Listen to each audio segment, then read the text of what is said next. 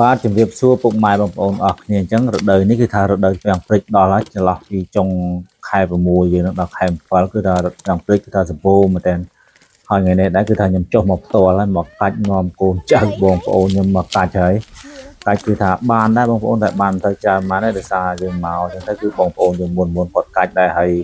អញ្ចឹងទៅពាំងព្រឹកយើងរកគឺថាហានិភ័យដែរបងប្អូនគឺយើងដើរក្នុងព្រៃគឺថាខ្លាចជន់ពោះជន់ក្អែបដែរក្នុងព្រៃអញ្ចឹងវីដេអូដែរសូមបងប្អូនអ្នកទៅរកគឺថាប្រយ័ត្នទាំងអស់គ្នាអញ្ចឹងបងប្អូនគាត់ជានេះហើយពាំងព្រឹកទៅល្បីខ្លាំងណាស់មួយឆ្នាំពីកោះញ៉ៃយើងទៅតែចេញរាប់តោនហ្មងមួយឈ្មោះគាត់ទិញអញ្ចឹងខ្ញុំរកនេះគឺថារកគាត់ថាទុកហូបបងប្អូនពាំងព្រឹកអញ្ចឹងយើងល្បីគឺថាជក់ទៅពាំងព្រឹកអញ្ចឹងឃើញបងប្អូនយើងអាជីវករភាគច្រើនគាត់លក់នៅភ្នំពេញគាត់ថាឃើញលក់ច្រើននៅហ្នឹងភាគច្រើនគាត់ដំណឹងគាត់យកទៅខាងណាពីខាងកោះញ៉ៃខ្លះខាងខេត្តផ្សេងស្រុកផ្សេងខ្លះអញ្ចឹងដូចនៅស្រុកខ្ញុំខែនេះគឺថាពុំពេញសម្បូរពាំងព្រឹកគឺថាសម្បូរមែនតើអញ្ចឹងទុនធានធម្មជាតិយើងគឺថាមានគ្រប់រដូវសម្រាប់ឲ្យបងប្អូនជាពលរដ្ឋយើងសម្រាប់ប្រកបមុខរបរដើម្បីចិញ្ចឹមជីវិតត្រឹមថាមករលក់ដោះតលគឺថាបានមកគ្រាដែរតែខ្ញុំសង្កេតតែខ្ញុំរនេះគឺថាអត់បានលក់ទេដូចថាខ្ញុំសិនជាបានច្រើនក៏លក់ដែរតែមិនបានលក់ទេគឺរកបាន 5-6 បេសបកដែរបងប្អូនតែយើងបកទៅអាចចន្លោះពី20ទៅ30គីឡូដែរ 5-6 បេសបកហ្នឹងហើយដល់រមិនជាអ្នកពិបាកប្រហែលទេបងប្អូនអ្វីដែលពិបាកនោះគឺថាវារឿងហត់មុខខំ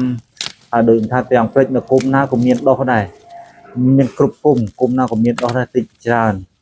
ឲ្យតែយើងមកមុនគេអញ្ចឹងខ្លះទៅគាត់កាច់ហើយអញ្ចឹងទៅអាខ្លះទៅចេញពីដីមកយើងកាច់របានទៀតដោះតទៀតអានោះវាដោះតរហូតដូចខ្ញុំមកអញ្ចឹងអាខ្លះវាទៅចេញពីដីពីខ្ញុំគាត់កាច់ដែរអញ្ចឹងអាអ្នកមកក្រោយទៀតគាត់មកគឺកាច់បានទៀតខុសតែ2 3ថ្ងៃគឺកាច់បានទៀតគិតទៅធនធានធម្មជាតិមានគ្រប់រដូវបងប្អូនអញ្ចឹងពីដើមឆ្នាំនោះគឺយើងរកផ្សិតប៉ផុតផ្សិតប៉មកគឺទៅពាំងព្រឹកអញ្ចឹងផុតពីទៅពាំងព្រឹកទៅបងប្អូនជាពលរដ្ឋរឿងវានៅតាមភូមិគាត់ថាគាត់រកតិចក្រាញ់ស្លឹកតិចក្រាញ់ហើយមានមួមយិនសិនមួមអីគឺថាឈ្មោះគឺថាទិញតរហូតអញ្ចឹងសង្ឃឹមថាបងប្អូនយើងជាកែជាឈ្មោះទិញហ្នឹងសូមទិញពួកគាត់ខ្លាយតិចទៅរកគឺថាហត់តាមបងប្អូនហើយហានិភ័យដូចថាក្នុងព្រៃអញ្ចឹងហើយតែដើរជន់ពោះជន់អីវាតិចវាខំនឹងទេដំបូងយើងដើរចេះសម្លឹងមើលនេះក៏មកដល់ពេលហត់មិនហ្នឹងគឺដើរប៉ាត់ណាប៉ាត់ណីតែខ្ញុំនឹងគេដើរជន់ព្រៃពេញនឹងទាំងអស់លេងបានមើលពោះមើលអីដល់ពេលហត់ទៅគឺថាដើរជន់ហើយដូចថាទៅពាំងព្រឹកគឺថាសបោគួសមបងប្អូនអញ្ចឹងអ្នកដែលតនេតែរកត្រឹមមួយថ្ងៃ 3-4 ម៉ឺននេះថាអាចរកបានគាត់ថារៀងហត់តិចតែយើងធ្វើអីក៏ហត់ដែរតែហត់គឺហត់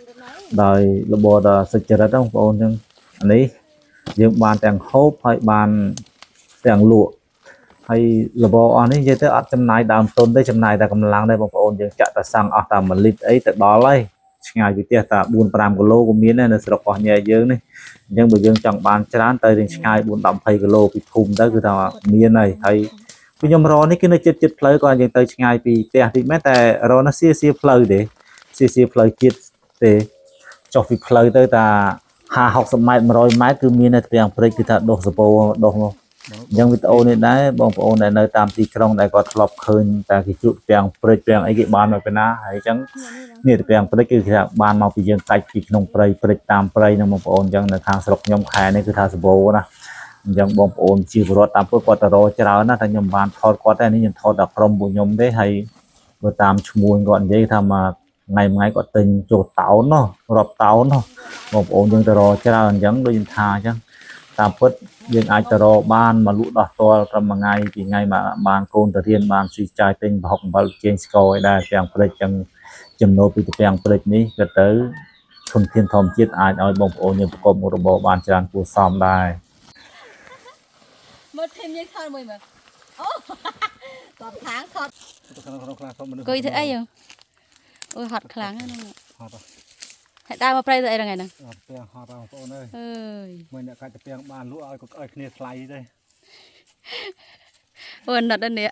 លក់ពាន់មើលទៅហត់មួយមករកសម្រក់គីឡូនេះ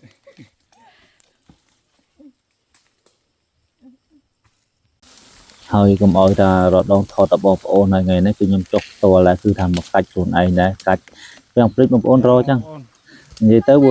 អ្នកនៅតាមស្រុកស្រែជនបទគឺចេះហើយហ្នឹងវីដេអូនេះ លោកបងប្អូនដែលនៅតាមទីក្រុងធ្លាប់តែទិញហូបល្បីពាំងព្រឹកគេយកទៅបុក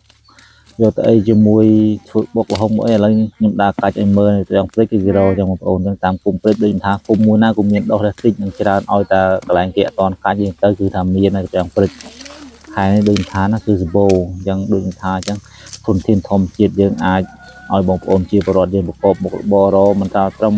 តែរកហូបឯអាចរកបានដល់លក់ទៀតខ្ញុំបើសិនជាលក់ក៏បានដែរទៅរកហ្នឹងទាំងសម្បូរហ្នឹងរកបាន5 6ដេដែរបងប្អូនរកឲ្យ2ម៉ោងដល់គ្នាខ្ញុំច្រើនដែរ4នាក់អញ្ចឹងមានម៉មអ្នកសាអូសដៃអូសជើងហើយទៅវិញមូសខំហើមពាល់បងប្អូនមូសនិយាយទៅយើងពាក់កៅអៅចិត្តចឹងដល់ពេលមូសខំតាគុំតិចយើងទេគឺក្តៅឲ្យគុំតិចខំហើយដូចហើយការដើររត់ចាំងព្រឹកគឺដើរកាច់ចឹងយើងយកកបិតកាប់ក៏បានកាច់ក៏បានចឹងសង្ឃឹមថាក្នុងវីដេអូនេះដែរបើតកែពាំងព្រឹកឃើញនេះទិញថ្លៃទៅខ្ញុំនិយាយទៅបានលក់តាមពិតគ្រួសារខ្ញុំគឺថាចង់រកលក់ដែរតែខ្ញុំថារកបានទេហើយអានេះសក្ក្រុមនេះខ្ញុំឲ្យដើររកអញ្ចឹងពាំងព្រឹកបើតាមដឹង1គីឡូមានចន្លោះពី2000ទៅ2500ហើយ2000អ្នកខ្លះទិញអាបកហើយនឹង2000អ្នកខ្លះបកហើយដល់ចំហុយហើយទៀតបានទិញ2000 2005ហ្នឹងតាមតម្លៃហាងឆេងគេទិញខ្ញុំក៏មិនសូវជាដឹងច្បាស់ដែរដោយសារអត់បានទាន់បានលក់ទៅតែមករម្ដងហ្នឹងដូចជាចង់ទៅដកខ្យល់ហើយបងប្អូនតាមពិតទៅអ្នកស្រែចំហ្នឹងប៉ុន្តែគាត់ថាមករដូចក្នុងព្រៃដូចហប់ហ្មងយើងនៅក្នុងព្រៃយើងហប់មើលរឿងហប់ហ្នឹងអញ្ចឹងគឺថាបែកញើសជោគហើយកៅអៅនេះដែរគឺកៅអៅថ្មីដែរបានមកពីអង្គការ Good បើគាត់ចែកឲ្យថ្ងៃមុននៅលើស្លៀកមករត់ទាំងព្រៃហ្មងគឺហប់ពេញទំហឹងសឹកកៅអៅនីហើយក្រុមរបស់ខ្ញុំនេះមានខ្លះដួលក្រិចដៃក្រិចជើងហើយស្ទើរអ្នកធ្លាប់រដែរតែតាក់វត្តតែអីបងប្អូនដូចថាអញ្ចឹងនៅក្នុងរហ្នឹងគឺហានិភ័យគឺខ្លាចជួបតែពស់មុខមកខ្លាចយើងមើលអត់ឃើញដើរជន់អីទៅខ្លាចវាខាំដូចថាហានិភ័យគឺថាប៉ុណ្ណឹងខ្លាចជន់ពស់ជន់ក្អែបអីហ្នឹងខ្លាចវាតិចខ្លាចវាខាំយើងហ្នឹងអញ្ចឹងបានថាសូមឲ្យទិញឲ្យពួកគាត់ដែលរកបានហ្នឹងទិញគាត់ថ្លៃៗទៅខ្ញុំទូខ្ញុំបានលក់ដែរតែទិញពីបងប្អូនជាពលរដ្ឋយើងឲ្យបានថ្លៃទៅហើយតាមពិតទៅអ្នកដែលត្នេត្រូវពាំងព្រឹកខ្ញុំថាត្រឹមមួយថ្ងៃ 3-4 ម៉ឺនគឺបានឲ្យតែយើងប្រឹងរតែតតបកឲ្យបានឈ្មោះគេទិញនៅទាំងសបកទេគេងាយទិញតតបកស្អាតហើយយើងចង់បញ្ចប់ទៅទៀតចាំខ្ញុំដាក់វីដេអូដែលពេលបកឲ្យពេលចំហុយគឺពេលបកពេលចំហុយគឺថាគ្រូសាខ្ញុំគាត់បកអង្គុយបកឲ្យដាក់ចំហុយអីអញ្ចឹងបកតបកស្អាតគេយកខ្ចីយកវែងទៀតអ្នកលក់អ្នកទិញតហើយយើងរតរៀនសម្រាប់សម្រាងដែរបានគេទិញមើលរៀនខ្លីគេទៅចង់បានមើលខ្ញុំអាវែងក៏កាច់អាខ្លីក៏កាច់អត់មានគិតវែងចិត្តខ្លីឲ្យតែដោះមកកាច់បានគឺកាច់យកហើយកន្លែងគេថាហត់ដល់ក្នុងអង្គុយបក់តែប៉ុន្តែក្នុងព្រៃព្រឹកហប់មកជុំងុំគឺរឿងមូសខំហ្នឹងហ្មងវីដេអូនេះអត់ដឹងនិយាយអីនិយាយទៅនិយាយមកគឺទៅពាំងព្រឹកចង់ធ្វើវីដេអូដល់បងប្អូនដែលនៅតាមទីក្រុងក៏អត់ឃើញអញ្ចឹងទៅចង់ឲ្យថតពីទស្សនវិជ្ជាពីការលំបាកអ្នកដែលដើររតាមពិតពួកគាត់នៅតាមទីក្រុងទិញរៀងថ្លៃអ្វីដែលរៀងថោកគឺបងប្អូននៅក្នុងស្រុកភូមិគាត់ទិញរៀងធូរថ្លៃដើម្បីលក់យកចំណេញច្រើនពួកខ្ញុំមិនដឹងដែរតាមពិតទៅមុនគ្រូសាខ្ញុំក៏គាត់រយកទៅលក់ដែរហើយសារនេះគឺបង្ខំខ្ញុំមែនតើគឺឲ្យទៅជូនគាត់ទៅរពី3ថ្ងៃហើយអញ្ចឹងយើងទៅជូនគាត់ទៅហើយត្រង់កន្លែងនេះគឺផ្លែតាពាំងបាយជូរបងប្អូនទាំងបាយជូរព្រៃហើយវីដេអូនេះដែរគឺថាមានតែប៉ុណ្្នឹងទេបាយបាយ